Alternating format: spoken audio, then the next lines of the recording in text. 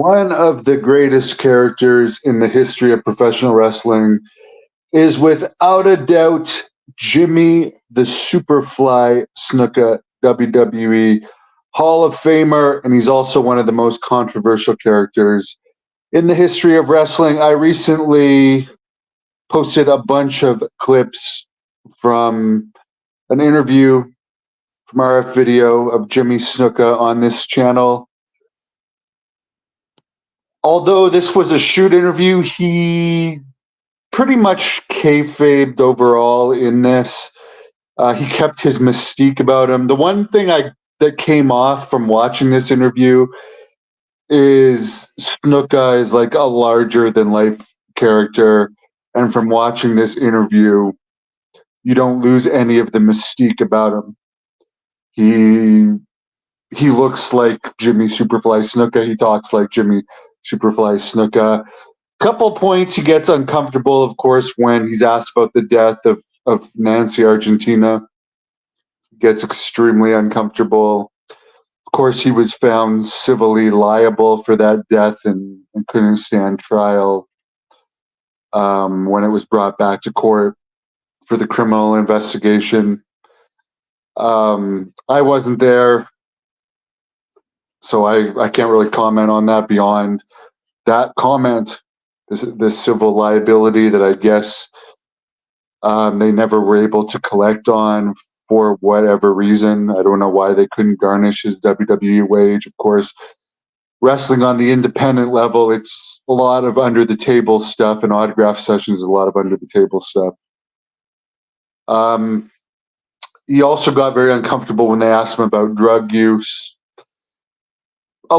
There's probably more wrestlers that use drugs, not only performance enhancing drugs, but recreational drugs. More did than didn't from that 80s era. So I'm not going to hold that against him. I've seen Jimmy Snuka myself many times live for the WWE. I was always a fan of him. The very first wrestling match I ever attended at the Ottawa Civic Center, June of 1989, which was pretty much packed with almost 11,000 people. Snuka was wrestling Honky Tonk Man on that card.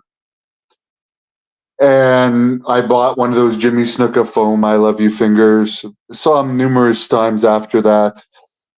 One time that I really remember a lot about Snuka is in 96 at that same arena, the Ottawa Civic Center. They used to have something called the Exhibition, which was like a state fair type of thing, which they don't do anymore. But they used to have big concerts and wrestling shows and stuff at this thing.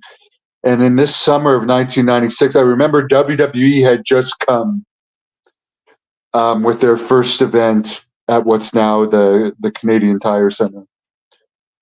And I liked this show that Jimmy Snuka was on a few weeks later at the Exhibition better than the WWE show. But they had two shows that day. One was at like 2 o'clock. One was at 7 o'clock. Snuka was wrestling the Metal Maniac on both of those shows. And for those who don't know, the Metal Maniac was like his traveling partner. I've interviewed him a bunch of times. More often than not, in those years, he wrestled the Metal Maniac. But what I remember about him in between the two shows, I was a kid, so I was like going on rides and stuff. He was walking around the fairgrounds in his, like, for lack of the better word, I'll say his Fiji Island skirt. I don't know what it would be called other than that. And he had two beautiful girls with him.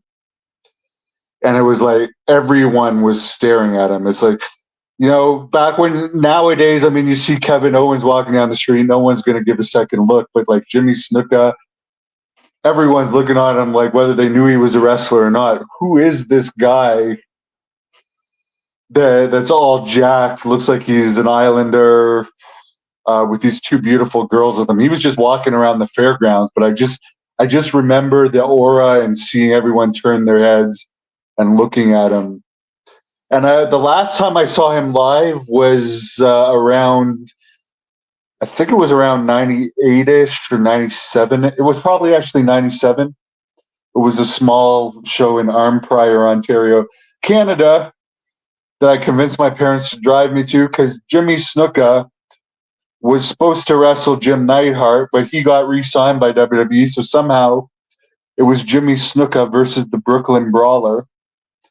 And Snuka on this particular show, even though he was getting up there in age, all I remember, this was in a hockey arena, but there was a good crowd. There was maybe 600, 650 people for this. I mean, the independents were doing well at this time. WWE and WCW were doing well. But I just remember the air that he got off of that Superfly, even at whatever age he was huge. But overall, I mean, this shoot interview is as close as you're going to get delving into the mind of Jimmy Snuka, who Rocky Johnson said, I mean, they up until that incident with the girlfriend, I mean, he was getting a massive push and he was more popular in some places than Hulk Hogan. He had that aura about him. He was legitimately a wild man. That's what we're missing today. The characters that are wild in real life, and that really like transcends and shows to the mainstream. But whatever, they're making more money than ever, so something's doing right. But to me, part of the magic of wrestling in the past was the characters like Jimmy Snuka. So I enjoyed the interview, but there's no doubt that the interviewer seemed a little bit intimidated by him. And one of the funny comments was at the end of the interview, and I don't blame him for being intimidated, especially with how anxious he started to get around certain questions. Where he was like, "Oh, that was easy," when it was clear that like it maybe wasn't actually an easy interview because he was giving very short answers. Grandma Daisy was never a Jimmy Snuka fan. Snuka was kept in the Hall of Fame. I think he was never found criminally guilty, is the reason why. And when they first inducted him, there wasn't really much backlash because the whole controversy only came out in more recent years since the internet, much like the Brody stuff. I don't remember any controversy when they put Carlos Colon in the Hall of Fame or when they made Carlos Colon affiliated with WWE in Puerto Rico, helping them put on events there.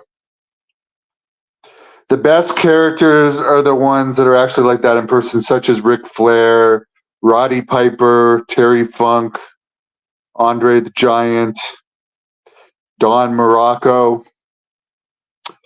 I mean, it was just a magical time, and that's what attracted me to wrestling to begin with, these larger than life personalities.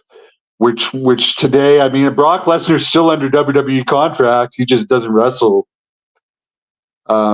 Goldberg, even though he's 57, I mean, he's one of those ones that like I can buy into his character.